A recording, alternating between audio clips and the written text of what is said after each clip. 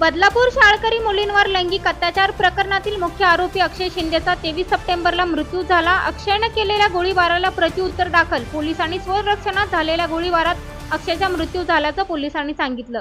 त्यानंतर आता या प्रकरणावरून भाजपकडून मुंबईत राजकीय पोस्टरबाजी करण्यात आली आहे. भाजप नेते मोहित कंबोज यांनी फडणवीसांच्या हाती बंदूक असल्याचा फोटो ट्विट केला आहे. त्यावरून राष्ट्रवादी काँग्रेस शरदचंद्र पवार पक्षाच्या खासदार सुप्रिया सुळेंनी फडणवीसांवर टीका केली आहे.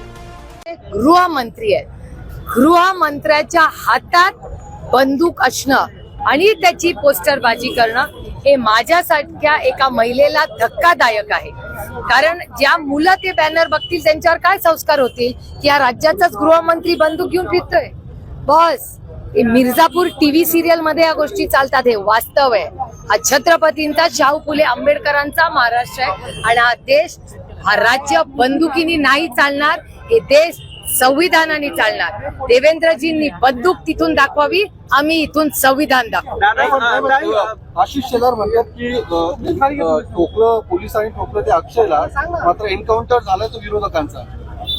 लोकशाही आहे, त्यांना बोलायचा अधिकार आहे. मागाशी वैभव पिचड आणि मधुकर पिचड संदर्भातला प्रश्न होता. हो, आमचे अनेक वर्षाचे कौटुंबिक संबंध आहेत. साहेबांना भेटायला आले, त्याच्यात गैर काय?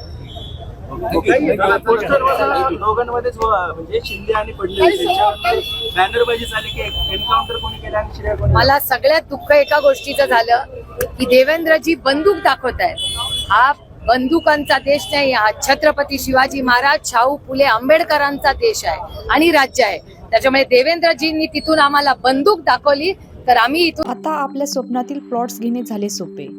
रायकरमाळा, धायरी येथे, हिरा पार्क येथे 1, 2 आणि 3 गुंठ्यांचे बंगलो प्लॉट्स, सर्व सोयी सुविधायुक्त, रोख खरेदीवर आकर्षक सूट. अधिक माहितीसाठी संपर्क करा